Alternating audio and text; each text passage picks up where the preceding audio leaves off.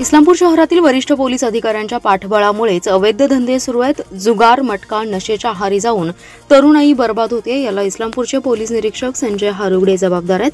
त्यांची त्वरित बदली करावी या मागणीसाठी भाजपाच्या महिला पदाधिकाऱ्यांकडून निवेदन आंदोलनाचे इशारे दिले होते। भाजपाच्या महिला पदाधिकाऱ्यांनी या प्रकरणी आक्रमक भूमिका घेत इस्लामपूर तहसीलदार कार्यालयाच्या आवारात आत्मदहनाचा प्रयत्न केलाय। यावेळी पोलिसांमध्ये आणि आंदोलनकर्त्यांमध्ये जोरदार झटापट झाली। भाजपाचे राज्य कार्यकारिणी सदस्य माजी नगरसेवक विक्रम पाटील यांच्या मार्गदर्शनाखाली भाजपाच्या जिल्हा उपाध्यक्ष आशाताई पवार यांनी आंदोलन छेडले। इस्लामपूर शहर भाजप महिला आघाडीच्या अध्यक्षा सुनीता काळे, वर्षा मदने, धनश्री चव्हाण यांच्यासह महिला पदाधिकाऱ्यांनी आत्मदहन करण्याचा प्रयत्न केलाय। इस्लामपूर पोलीस ठाणे कार्यक्षेत्रात अवैध धंदे सुरू असल्याबाबतचे पुरावे जिल्हा पोलीस प्रमुखांना सादर करून निवेदन दिलं होतं। या प्रकरणी 24 मार्च पर्यंत इस्लामपूर पोलीस निरीक्षक संजय हारुगडे यांची बदली न झाल्यास आत्मदहन करण्याचा इशारा देण्यात आला होता। याकडे पोलीस प्रशासनाने दुर्लक्ष केल्याने आज भाजपाच्या महिला आघाडीच्या सदस्या आक्रमक झाल्या। सकाळी तहसीलदार कार्यालयाच्या आवारात येत पोलीस अधिकाऱ्यांच्या विरोधात जोरदार घोषणाबाजी केली। महिलांनी सोबत आणलेला ज्वलनशील पदार्थाचा कॅन अंगावर ओतून घेत आत्मदहनाचा प्रयत्न केला। पोलिसांनी वेळीच आंदोलकांना रोखत कॅन काढून घेतल्याने मोठा अनर्थ टळलाय। यावेळी भाजप पदाधिकारी आणि पोलिसांमध्ये चांगलीच झटापट झाली। यानंतर पोलीस प्रशासनाने आंदोलकांना ताब्यात घेतले। दरम्यान इस्लामपूर पोलीस ठाण्याच्या हद्दीत अवैध धंदे पूर्णपणे बंद आहेत। माझ्यावर केलेले आरोप धांतात खोटे आहेत। माझी बदनामी करण्याचा प्रयत्न केलाय।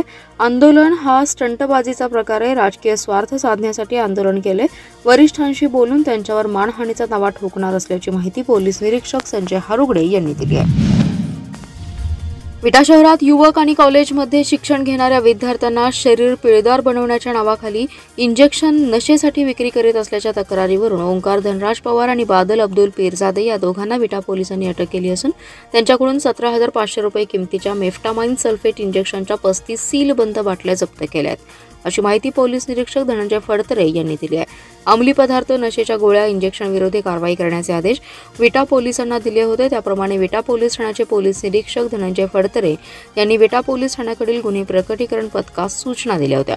विटा पोलीस ठाण्याकडील गुन्हे प्रकटीकरण पथकाचे कर्मचारी उत्तम माळी व महेश देशमुख यांना एक युवक विटा शहरामध्ये मानवी शरीराला अपायकारक करणाऱ्या औषधी बाटल्या विक्री करण्याच्या उद्देशाने जवळ बाळगून असल्याची माहिती मिळाली होती। त्यानुसार पोलीस निरीक्षक धनंजय फडतरे आणि विटा पोलिसांच्या पथकाने क्रांतिसिंह नाना पाटील पुतळ्याजवळ एक युवक विना नंबरच्या पांढऱ्या रंगाच्या गाडीवर बसलेला दिसला। आता संशय आल्याने त्यास पोलीस पथकाने शिताफीने ताब्यात घेऊन त्याची चौकशी केली असता त्यानं त्याचं नाव ओंकार धनराज पवार असं सांगितलं। त्याची अंगझडती घेतली असता त्याच्याकडे मानवी शरीराला अपायकारक करणाऱ्या मेफ्टामाइन सल्फेट इंजेक्शन IP असं लिहिलेल्या एकूण 35 सीलबंद औषधी बाटल्या मिळून आल्या। त्या इंजेक्शनच्या बाटल्या कोणाकडून आणल्या याबाबत विचारलं असता त्याने या बाटल्या बादल अब्दुल पीरजादे याच्याकडून घेतल्या असून पुढे जादा दराने विक्री करत असल्याचं सांगितलं।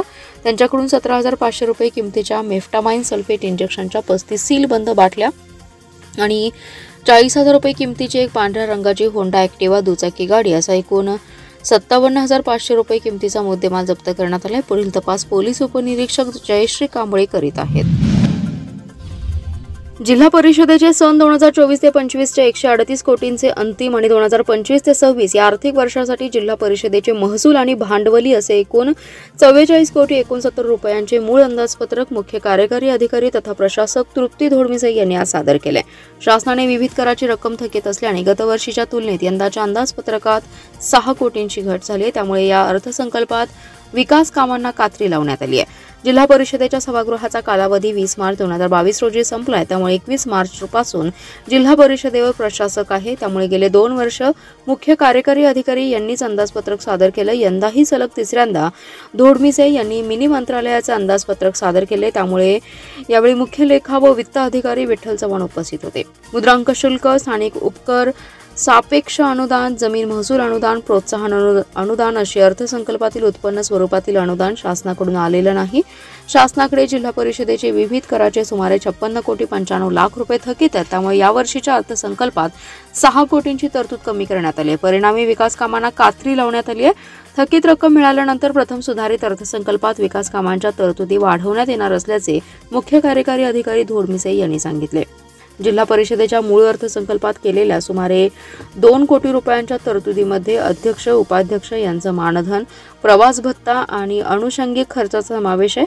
प्रशासनाची गतिमानता वाढवण्यासाठी काही प्रकल्प सामान्य प्रशासन विभागामार्फत हाती घेतले जाणार आहेत. जिल्ह्यातील प्राथमिक शाळांची देखभाल दुरुस्ती आणि इतर अनुषंगिक खर्चासाठी 93 लाख रुपयांची तरतूद करण्यात आली आहे. तसेच गेल्या 10 लाख रुपयांची तरतूद करून राबवण्यात आलेल्या आनंददायी शिक्षण योजना शासनाकडून राबवण्यात येणार असल्याचे या अंदाजपत्रकातून ही योजना वगळण्यात आली आहे. महायुती सरकारने निवडणुकीत शेतकऱ्यांचा 7/12 कोरा करू असं आश्वासन देऊन केंद्रात आणि राज्यात सत्ता मिळवली. शेतकऱ्यांचं कर्ज हे सरकारचं पाप आहे, त्यामुळे आता निवडणुकीत दिलेलं आश्वासन पाळावे. शेतकऱ्यांचा 7/12 कोरा करा. मार्च एंडच्या निमित्ताने शेतकऱ्यांवर सक्तीची कारवाई केली जाते, ती तात्काळ थांबवावी, अन्यथा बँकांना टाळे ठोकू असा इशारा शेतकरी संघटनेचे अध्यक्ष रघुनाथदादा पाटील यांनी दिला आहे. शेतकरी संघटनेच्या वतीने 19 फेब्रुवारी छत्रपती शिवाजी महाराज यांच्या जयंतीपासून 19 मार्च 2025 महाराष्ट्रातील सरकारच्या धोरणाचे पहिले बळी ठरलेले साहेबराव करपे यांचे स्मृती दिवस पर्यंत संपूर्ण कर्जमुक्ती जनजागरण अभियानाचा महाराष्ट्रभर प्रचार झालाय. याची समारोप सभा एकदिवसीय धरणे आंदोलन करून पुणे येथील कृषी आयुक्त, सहकार आयुक्त यांच्या दारात सेंट्रल बिल्डिंग पुणे या ठिकाणी नेतृत्वाखाली झाली आहे. 19 मार्चच्या धरणे आंदोलनातील शेतकऱ्यांच्या उपस्थितीमुळे राज्य सरकारने विधानसभेत शेतकऱ्यांची संपूर्ण कर्जमुक्ती करण्यासंदर्भात अजित पवार यांनी 22 मार्च रोजी अर्थमंत्री सुधीर मुनगंटीवार यांच्या अध्यक्षतेखाली एक समिती गठीत करून कर्जमुक्ती करण्याची पावले उचलली आहेत. हे शेतकरी संघटनेने केलेल्या एकदिवसीय आंदोलनाचं फलित आहे. एकीकडे समिती स्थापन केलेली असताना शेतकऱ्यांवर कर्ज वसुलीसाठी जप्तीच्या कारवाई केली जाते, ती तात्काळ थांबवा, अन्यथा बँकांना टाळी ठोकू असा इशारा पाटील यांनी दिला. यावेळी जिल्हाध्यक्ष नंदकुमार पाटील उपस्थित होते. दरम्यान शेतकऱ्यांच्या कर्जमाफीसाठी सक्तीच्या वसुली, बँक खाती सील, जप्ती, पोलीस बळ आणि जामीनदारांना त्रास देणं सुरू आहे, ते थांबवण्याच्या मागणीसाठी पहिल्या टप्प्यात 2 एप्रिलला शेतकरी संघटनेच्या वतीने क्रांतिसिंह नाना पाटील पुतळा ते जिल्हाधिकारी कार्यालय मोर्चा काढला जाईल. त्यामध्ये शेतकऱ्यांनी मोठ्या संख्येत उपस्थित राहावं असे आवाहन रघुनाथदादा पाटील यांनी केलं आहे. स्टँडअप कॉमेडियन कुणाल कामरा यांनी उपमुख्यमंत्री एकनाथ शिंदे यांच्याबद्दल विडंबनात्मक वादग्रस्त गाणं म्हटल्याच्या निषेधार्थ शिवसेना सांगलीच्या वतीने जिल्हाप्रमुख महेंद्र चंडाळे यांच्या नेतृत्वाखाली येथील स्टेशन चौकात निदर्शने करण्यात आली आहेत. यावेळी कामरा याच्या प्रतिकात्मक पुतळ्यास जोडे मारून निषेध करण्यात आला.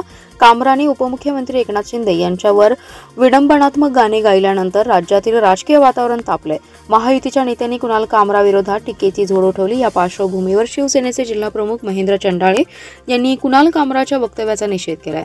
गोरगरिबांची सेवा करून उपमुख्यमंत्री एकनाथ शिंदे हे खरे आधार ठरलेत अशा सक्षम नेतृत्वाविरोधात बोलण्यासाठी कामराने सुपारी घेतल्याचा आरोप चंडाळे यांनी यावेळी केलाय. आंदोलनामध्ये सहसंपर्क प्रमुख रावसाहेब घेवारे, महिला जिल्हा प्रमुख रुक्मिणी आंबिगिरे, मिरज विधानसभा प्रमुख समीर लालबेग, शहर प्रमुख किरण राजपूत, संदीप ताटे, हितेश राक्षे, सुनील साबळे, सुखदेव काळे, महादेव सावंत, धनाजी शेंडे आदींसह शिवसैनिक सहभागी होते.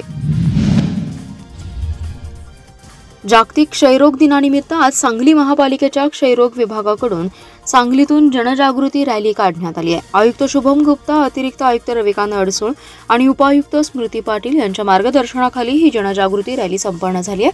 केंद्र सरकारने जाहीर केल्याप्रमाणे 2025 मध्ये भारत टीबी मुक्त करण्याचा संकल्प आहे. याच धर्तीवर महापालिका क्षेत्रातून यावर्षी टीबी हद्दपार करू अशी ग्वाही आणि आवाहन महापालिका आयुक्त शुभम गुप्ता यांनी केले. सांगली महापालिका मुख्यालय येथून या जनजागृती रॅलीला सुरुवात झाली. या जनजागृती रॅलीमध्ये टीबी हरेगा देश जितेगा अशा घोषणा देण्यात आल्या. तसेच टीबीची लक्षणे दिसल्यास वेळीच उपचार घेण्याचं आवाहन या रॅलीद्वारे करण्यात आले. या रॅलीमध्ये महापालिकेचे वैद्यकीय आरोग्य अधिकारी डॉक्टर वैभव पाटील, शहर क्षयरोग अधिकारी डॉक्टर मंजुषा दारेकर यांच्यासह विविध महाविद्यालयाचे विद्यार्थी आणि महापालिका शहर व विभागाचे अधिकारी तसेच कर्मचारी सहभागी झाले. काँग्रेस भवन येथे रॅलीची सांगता झाली आहे. जागतिक टीबी दिनानिमित्त दिवसभरात विविध कार्यक्रमही आयोजित करण्यात आले. शहर टीबी विभागाचे डॉक्टर विजय येनापुरे, नितीन देसाई, लेखापाल अनिल वाघमारे, अबोली पवार यांच्यासहित अधिकारी कर्मचारी सहभागी झाले. राष्ट्रीय लोक अदालतमध्ये जिल्ह्यातील सर्व वाहतूक शाखा आणि पोलीस ठाण्यांनी वाहनधारकांवर केलेल्या कारवाईंपैकी 8,653 केसेसमध्ये तब्बल 54,59,600 रुपये रोख दंड वसूल करण्यात आलाय. वाहतूक शाखा सांगली, मिरज, तासगाव, विटा, इस्लामपूर आणि जिल्ह्यातील 25 पोलीस ठाण्यांकडून वाहनधारकांवर कारवाईसाठी विशेष मोहीम राबवली जाते।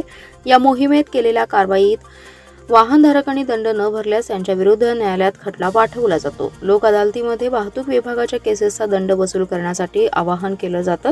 22 मार्च रोजी जिल्ह्यात राष्ट्रीय लोक अदालत झाली। यामध्ये मोटार वाहन अधिनियमाअंतर्गत कारवाई केलेल्या 8,653 केसेसमध्ये तब्बल 54,59,600 रुपये दंड वसूल करण्यात आलाय। जिल्ह्यातील सांगली, मिरज, तासगाव, वेटा, इस्लामपूर वाहतूक शाखा आणि 25 पोलीस ठाण्याकडून यंदाच्या वर्षात गेल्या 2.5 महिन्यात विशेष मोहीम, नाकाबंदी, होळी आणि इतर सणांच्या पार्श्वभूमीवर नियमांचा भंग करणाऱ्या वाहन चालकांवर कारवाईचा बडगा उगारण्यात आला। या कालावधीत एकूण 9,734 वाहन चालकांवर केसेस करण्यात आल्या। त्यातील एकूण 82,92,400 रुपये दंड सुनावण्यात आलाय। भाजप सांस्कृतिक प्रकोष्ठ मिरज शाखेच्या वतीने महिला दिनाच्या निमित्ताने महिलांच्या कराओके स्पर्धा उत्साहात पार पडल्या। या स्पर्धेला महिला वर्गाचा अप्रतिम सहभाग लाभलाय। विश्रामबाग येथील ऋतुरंग हॉलमध्ये स्वरसखी 2025 कराओके गाण्याच्या स्पर्धा घेण्यात आल्या। स्पर्धेचे उद्घाटन क्रेडाईचे माजी अध्यक्ष रवींद्र खिलारे, अंत्योदय निधी अर्बन संस्थेच्या उपाध्यक्षा गाडगीळ, उज्ज्वला कुलकर्णी, ओंकार शुक्लजी यांच्या हस्ते संपन्न झाले। स्पर्धेसाठी भाजपाचे ग्रामीण जिल्हाध्यक्ष दीपक शिंदे, भाजपा महिला आघाडीच्या प्रदेश उपाध्यक्षा नीताताई केळकर, भाजपा शहर जिल्हाध्यक्ष प्रकाश ढंग यांनी भेट देऊन स्पर्धकांचा उत्साह वाढवला। अगदी 14 वर्ष वयापासून ते 83 वर्ष वयापर्यंतच्या महिलांनी यात विविध गाणी सादर केली। स्पर्धेतून प्रथम 3 क्रमांक आणि उत्तेजनार्थ 7 अशी एकूण 10 बक्षिसे देण्यात आली। स्पर्धेचा बक्षीस वितरण समारंभ गणेश नाश्ता सेंटरच्या संचालिका सौ नंदा सावंत, स्वातीताई खाडे, जिल्हा माध्यम संयोजक केदार खाडीलकर यांच्या हस्ते वितरण झालं। स्पर्धेसाठी परीक्षक म्हणून मिरजेचे गायक सुहास दिवेकर आणि प्रसिद्ध गायिका मनीषा फाटक यांनी काम पाहिले। स्पर्धेसाठी माजी उपाध्यक्ष रश्मी सावंत, गोवर्धन राजे हसबनीस, मिरज शहर अध्यक्ष मनोज यादव, पूजा रेळेकर, अनुजा कुलकर्णी, प्रसाद विभुते, सुखदेव मोकाशी या सर्वांनी अत्यंत उत्तम नियोजन केलं। मिरज कृष्णा घाट रोडवरील लक्ष्मीनगर येथील नमरा मस्जिदजवळ मालवाहू टेम्पो आणि रस्त्याकडेला असलेल्या विजेच्या खांबामध्ये चेंबल्याने 12 वर्षीय मुलीचा मृत्यू झाल्याची घटना घडली आहे।